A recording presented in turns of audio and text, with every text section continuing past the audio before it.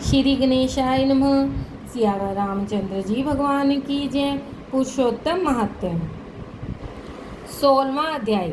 श्री नारायण बोले, हे नारद जी, भगवान की आज्ञा पाकर गरुड़ जी ने उस ब्राह्मण से बोले, हे ब्राह्मण श्रेष्ठ, जैसा भगवान ने कहा, तुम्हें 7 जन्मों तक पुत्र सुख तो नहीं था, किंतु हे तपोधन, स्वामी की आज्ञा से मैं तुम्हें पुत्र का वर देता हूँ।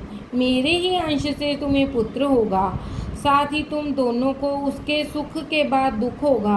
अब अपने मन में श्री हरि को धारण कर सुखपूर्वक रहो, संसारी सुखों की उदासीनता पूर्वक भोग करो। श्री वाल्मीकि जी बोले, इस प्रकार पति पत्नी को वर देकर श्री हरि गरुड़ पर चढ़े हुए वैकुंठ को चले गए। सुदेव भी वर पाकर स्त्री के साथ घर पर गृहस्थ का सुख भोगने लगा।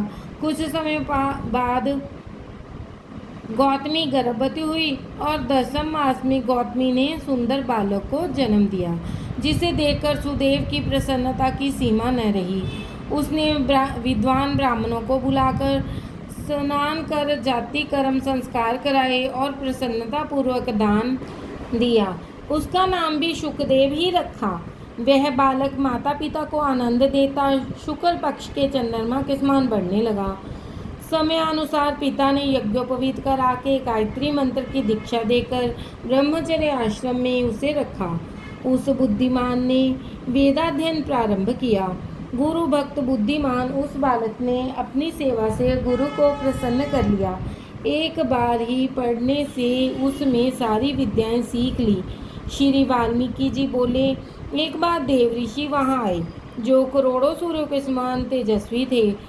सुदेव ने उनको दंडवत प्रणाम किया और अर्धपाद्य आदि से पूजा कर उत्तम आसन पर विराजमान किया। आसन पर विराजने उपरांत ब्रह्मचारी बालक ने आकर मुनि के चरणों में गिरकर प्रणाम किया।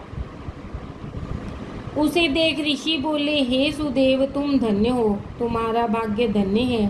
श्री हरि तुम पर प्रसन्न है, इसी से इस सुंदर पुत्र का वरदान तुमको प्राप्त हुआ है। इस प्रकार कुमार को देखकर देवल मुनि स आश्चर्य उत्कंठित हो ब्राह्मण से बोले, हे सुदेव, तुम्हारा यह सुपुत्र गुण सागर है और तुम्हारा यह पुत्र अत्यंत भाग्यशाली है। यदि दोष है तो केवल एक ही कि उस बड़े भारी दोष से इन सब लक्षणों की विद्यमानता व्यर्थ होती है। इतना कहकर सिर हिलाते हुए दीर्घ श्वास लेकर मुनि आगे बोले, अन्य लक्षणों को कहो। कहने से पूर्व पहले आयु का भी तो विचार करना आवश्यक है। आयु न होने पर अन्य लक्षणों का क्या बनता है। हे सुदेव, सुनो, तुम्हारा यह पुत्र 12 वर्ष तक का होकर जल में डूबकर मृत्यु को प्राप्त होगा। तुम इसका मन में सोच तो करना नहीं, क्योंकि होनहार को कैसे रोका जा सकता है, वह तो होगा ही, इसमें कोई संशय नहीं है। वाल्मीकि जी बोले, इतना कहकर देवल मुनि तो ब्रह्मलोक को चले गए। सुदेव शर्मा देवल मुनि के वचनों को स्मरण करता हुआ बहुत दुखी रहने लगा।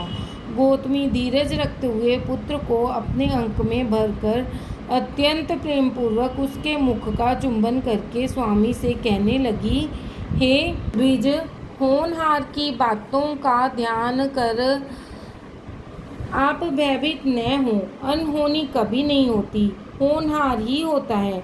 इसलिए हे नाथ, अब उठकर सनातन हरि का भजन करो, जिनकी शरण में रक्षा मिलती है।